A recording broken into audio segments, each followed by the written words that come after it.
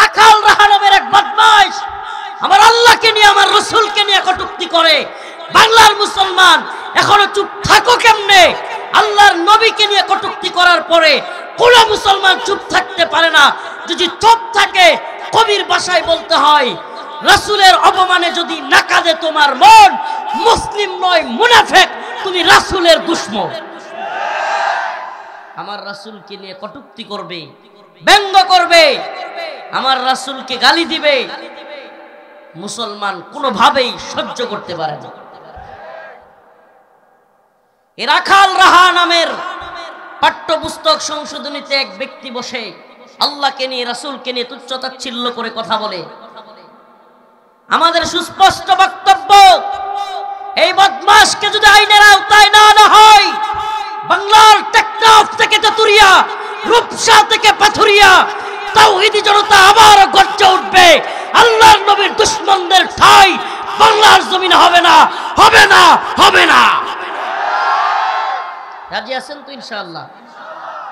বাংলার জমিনে আল্লাহ এবং তার রাসূলের দুশমনদেরকে জায়গা দেওয়া যাবে।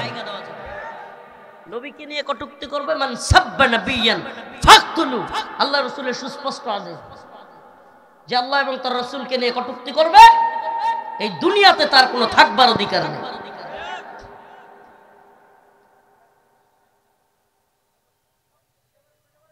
ইহুদিদের নেতা নাম কাব বিন আশরাফ। নাম কি? কাব বিন আশরাফ। রাসূলকে নিয়ে কটূক্তি করত। বদরে যখন যুদ্ধে হাইরে গেছে গা, কাফের মুশরিকরা নাস্তানাবুদ হয়ে গেছে, কাব বিন আশরাফের গায়ে আগুন জ্বলে গেছে গা। বড় বড় কাফেরদের নেতারা ছোট্ট মুসলমান দলের সাথে হাইরে গেছে গা। আবু জাহেল, উতবা, সাইবা, এরা এত বড় বড় নেতা হাইরে গেল গা। আবু জাহেল তো বদরে গিয়া জাহান্নামে চলে গেল। এখন কাব বিন আশরাফ খেপে গেল। ইহুদিদের বড় লিডার, সে নিজে রাসূলকে ব্যঙ্গ করে কবিতা বানা, দুইটা নর্তকীও ভাড়া করছে। নাউজুবিল্লাহ। কি করছে? দুইটা মহিলারে ভাড়া করছে আল্লাহর নবীরে গালি দেওয়ার জন্য। এরা কি নাউজুবিল্লাহ কইতেও বুঝে না নাকি? কার সাথে ওয়াজ করতেছে? আমি তো ওয়াজ করলে মাঝে মাঝে কথা বলা লাগে। আল্লাহর নবীরে গালি দেওয়ার জন্য দুইটা মহিলা ভাড়া করছে। আল্লাহর নবীর কানে যখন এই কথা গেল, রাসূল সাল্লাল্লাহু আলাইহি সাল্লাম খুব কষ্ট পেলেন। সাহাবায়ে কেরামকে একত্রিত করলেন, ডাকলেন। সাহাবায়ে কেরাম একত্রিত হওয়ার পর আল্লাহর নবী বললেন, তোমাদের মধ্যে কে আছো যে কাব বিন আশরাফকে হত্যা করবে? সুবহানাল্লাহ। আল্লাহর নবী সাহাবায়ে কেরামরা ডাইকে কি কইতেছে? তোমাদের মধ্যে কে আছো যে কাব বিন আশরাফকে কতল করবে? বলেন না, যে লোকগুলো এখন কয় আল্লাহর নবী কাউরে মারেন নাই, মারতে বলেন নাই, এরা মিথ্যাবাদী না? ইসলামে উদারতা আছে, উদারতা আছে, মানবতা আছে, মানবাধিকার আছে। কিন্তু কোন কাফের, কোন মুশরিক, কোন নাস্তিক আল্লাহর নবীর নিয়ে কটূক্তি করবে, এই ব্যাপারে ইসলামের কোন নমনীয়তা নাই।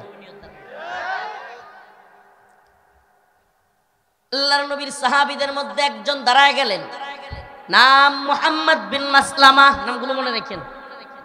মুহাম্মদ বিন মাসলামা রাদিয়াল্লাহু আনহু দাঁড়ায় গেলেন, আল্লাহর নবীকে বললেন, ইয়া রাসূলুল্লাহ আতুহিব্বু আন তাকতুলাহু? ইয়া রাসূলুল্লাহ, আপনি কি পছন্দ করেন আমি কাব বিন আশরাফকে কতল করে দেই? সুবহানাল্লাহ। কান্না। বাপেরে অপমান করছে বাজারে, বাড়ির মুরব্বী সবাইরে ডাকছে, ডাকার পরে পোলাপান এদিকে আয়, বাজারও তো আমার অপমান করছে। পোলা এক টাকা রইছে, আব্বা কও খালি কুন্ডায়া করছে। বাপে খুশি হইব না বেজা? আল্লাহর রাসূল খুশি হইলেন। মুহাম্মদ বিন মাসলামা দাঁড়ায় গেলেন, বললেন, ইয়া রাসূলুল্লাহ আতুহিব্বু আন তাকতুলাহু? আপনি কি পছন্দ করেন আমি ওই কাব বিন আশরাফকে কতল করি? আল্লাহর নবী বললেন, হ্যাঁ।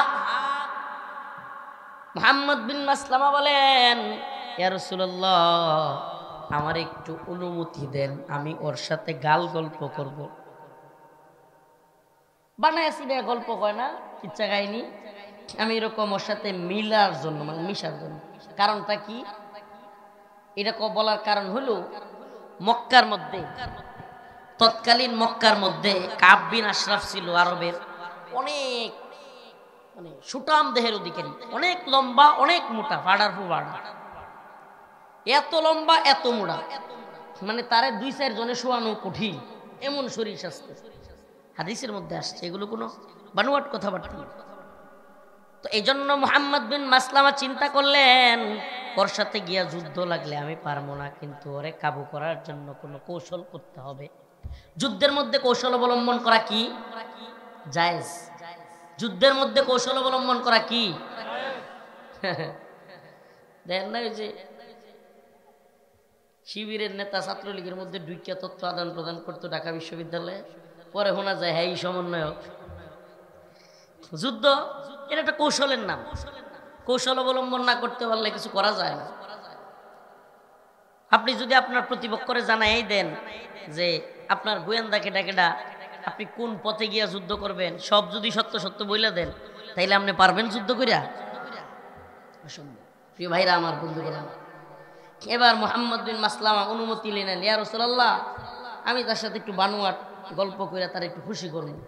ঠিক আছে, অনুমতি দিলাম, যাও। মুহাম্মদ বিন মাসলামা কাব বিন আশরাফের কাছে আসলেন। আয়েশাই প্রথম যে কাজটা করলেন, কাব আমরা তো যাকাত দিতে দিতে জীবন শেষ, মুহাম্মদের কাছে যাকাত দিতে দিতে জীবন শেষ। কাব কয় কি, আমি আগেই কইছিলাম না? খুব খুশি হয়েছে, মানে মুহাম্মদ বিন মাসলামা তারে খুশি করার জন্য পাম দিস। মোটা মানুষ, লম্বা মানুষে বাম দিলে একটু খুশি হয়, তো বাম দিছে যে তুমি ঠিক ছিলা, মুহাম্মদের যাকাত দিতে দিতে আমরা শেষ হয়ে যাইতেছি। কাব খুব খুশি হয়ে গেছে, বলছে কে আগে কইছিলাম না? মুহাম্মদ বিন মাসলামা বলেন তাইলে আমগরে কিছু কর্জা দাও। কর্জা আপনারা কি করেন? কর্জা হাওলাত আপনারা কি করেন? দেও কিছু টাকা পয়সা, অন্ত টাকা পয়সা ছিল না, খাদ্য সামগ্রী বা কিছু দেও আমারে।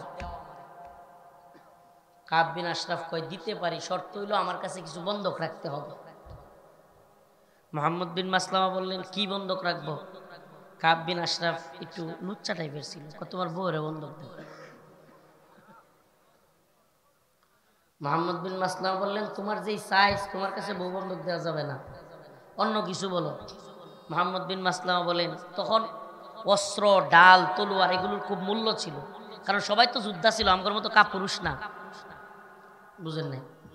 আমাদের মতো কাপুরুষের প্রজন্ম না তারা, তাদের সময় সবাই যোদ্ধা ছিল, আর যুদ্ধের সরঞ্জাম সবার ঘরেই থাকতো, এবং ওই সরঞ্জামের খুব মূল্যায়ন ছিল। আর আমরা কাপুরুষ কি লিখে জানেন কইলাম?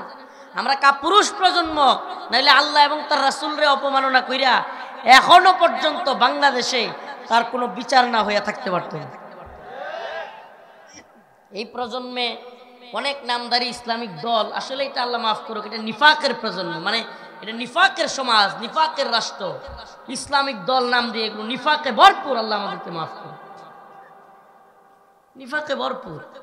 তাহলে এতগুলো ইসলামিক দল, এগুলো যদি একদিন প্রধান উপদেষ্টারে বলে সবগুলো মিলে যে আল্লাহর নবীরে গালি দিলে মৃত্যুদণ্ড দিতে হবে, নাইলে এই দেশে কোনো সরকার থাকতে পারবে না, আমাদের রসুলকে নিয়ে গালি দিবে, আমরা সহ্য করতে পারবো না,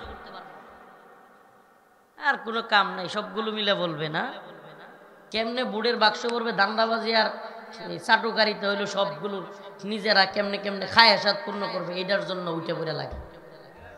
আল্লাহ মাফ করো, কষ্টে বললাম কথা। আল্লাহ নবীরে গালি দিয়ে এখনো ওপেন থাকে কেমনে? এখন তো হাসিনা নাই, আগে না হাসিনার অজুহাত দিয়ে বলতো সবাই, তো হাসিনা নাই তো এখন, এখনো আল্লাহ নবীরে গালি দিয়ে, তাও কি পাঠ্যপুস্তক সংশোধনী কমিটির প্রধান, এটা সাথে নাস্তিক, স্বগুতি ঘোষিত নাস্তিক, নিজে ঘোষণা দিয়ে নাস্তিক, সে নিজের মুসলমান নাম চেঞ্জ করছে, নাম রাখছে একটা রাখাল, রাখালের বাচ্চা। যদি সরকার শাস্তি না দেয়, আমি তো মনে করি যে কোনো তাওহীদবাদী যুবক ওরে গিয়ে কুপায় সাইজ করে দিবে। তখন আবার মব মব বইলা চিল্লাইলে লাভ হবে না।